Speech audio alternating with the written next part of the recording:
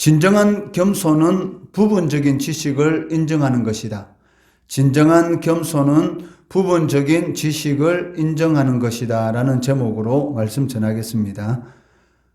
오늘 본문 말씀은 요한복음의 이중 저작서를 반박하는 중요한 근거가 되는 내용입니다. 여기 이중 저작설이라는 것은 사도 요한이 1장부터 20장까지의 부분을 기록하였고, 요한이 죽은 이후에 21장의 나머지 부분을 기록하였다라는 그러한 이 설이라는 것입니다. 사실 20장 30절 31절의 말씀을 보면 마치 요한복음이 마치는 그러한 말씀처럼 보이기도 합니다.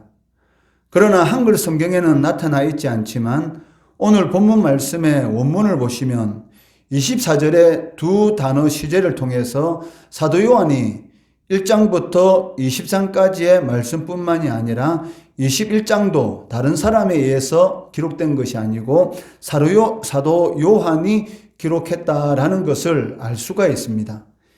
24절 말씀을 보시면 이 일들을 증언하고 이 일들을 기록한 제자가 이 사람이라 우리는 그의 증언이 참된 줄 아노라 라고 말씀하고 있습니다.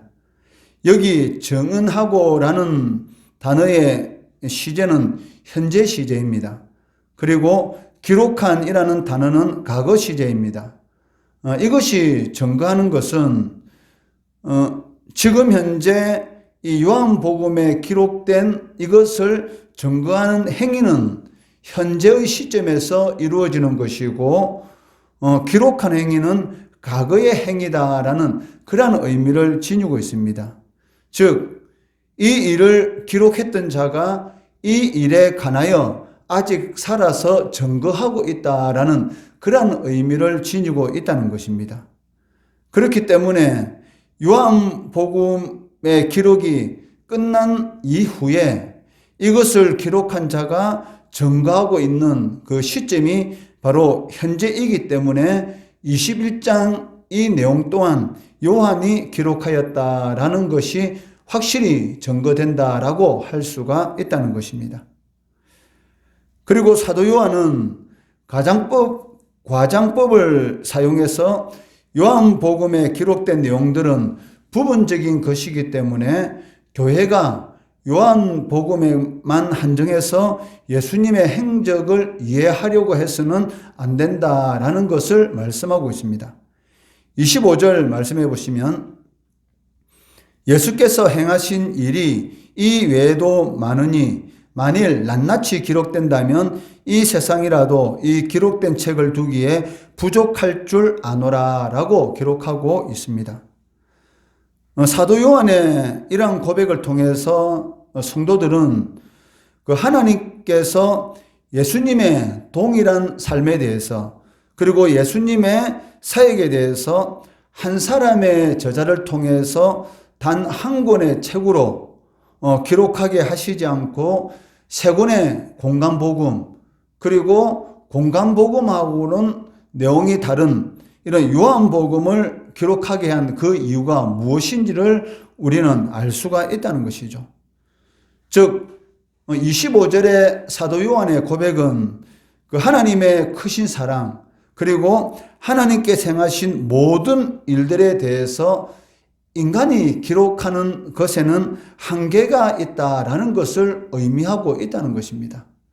사람이 예수님과 함께 생활하면서 예수님이 하신 그런 사역들 그리고 예수님이 하신 그 말씀에 대해서 다 이해하고 하나님의 역사에 대해서 기록한다는 것은 불가능하다는 것이죠.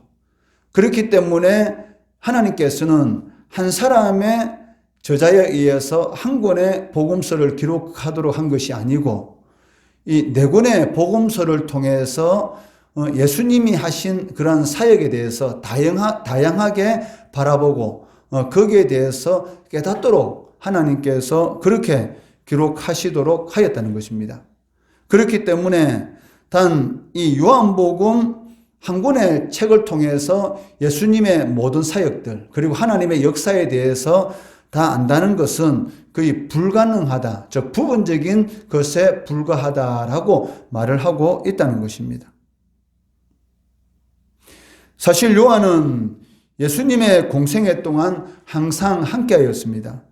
그리고 예수님이 부활하시고 성천하신 이후에도 50년 이상을 더 살면서 성령과 함께 동행하며 많은 사역을 행하였습니다.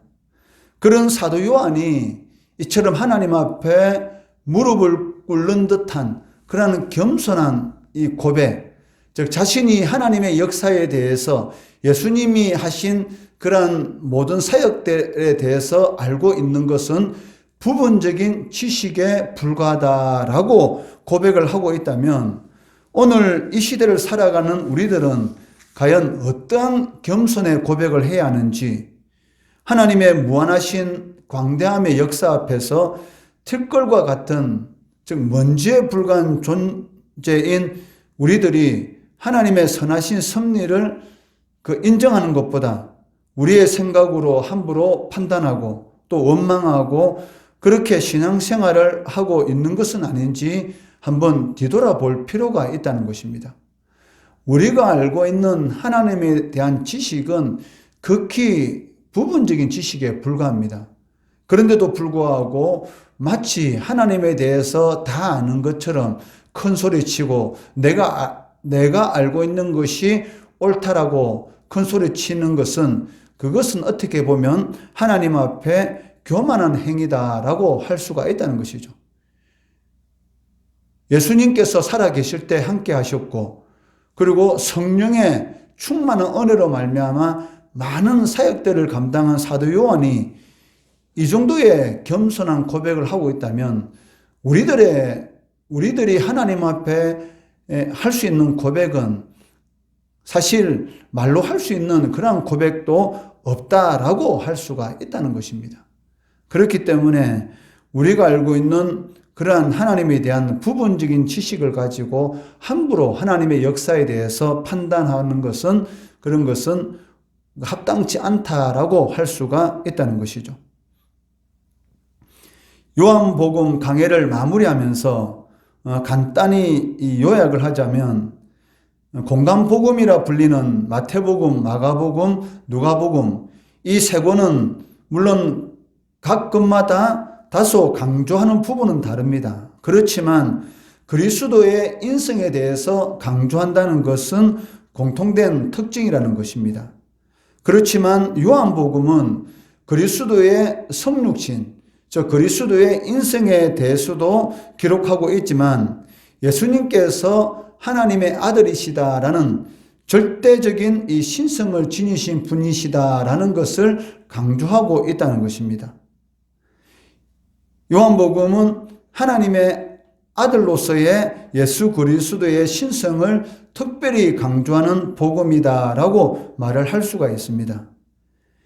이처럼 요한복음이 그 예수님의 신성, 즉 하나님의 아들 되심을 강조하는 그러한 이유는 당시 시대적 신앙적 배경과 관련이 있습니다.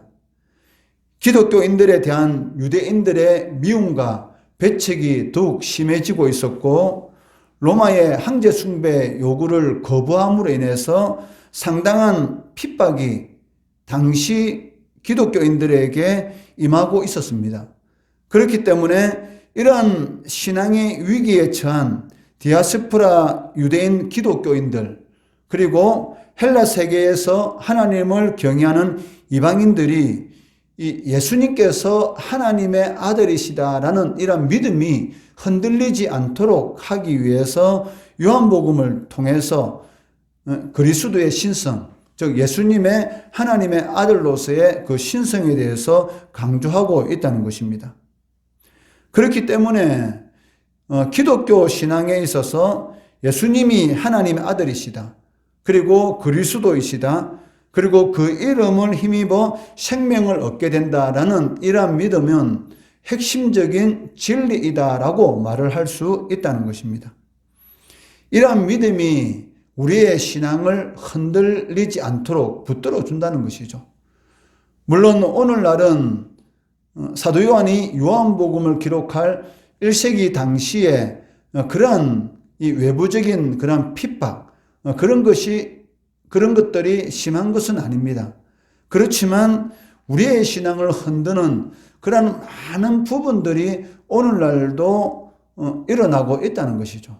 마귀는 시대를 떠나서 수단과 방법을 가리지 않고 예수님이 하나님의 아들이시다는 것을 부인하도록 그를 통해서 우리의 신앙을 흔드는 그런 계계를 부리고 있습니다.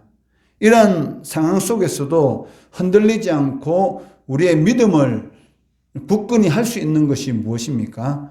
바로 예수 그리스도께서 하나님의 아들이시고 그리고 그리스도가 되시고 그 이름을 힘입어서 영원한 생명을 얻는다라는 이러한 믿음이 어떠한 상황 가운데 있을지라도 흔들리지 않도록 굳건히 우리의 신앙을 붙드는 그러한 그 기초가 된다는 것입니다. 그것을 꼭 명심하시고 요한복음에서 말하는 그런 핵심 진리를 붙들고 승리의 길, 믿음의 길 걸어가시는 성도들 되시기를 주의 이름으로 축원합니다.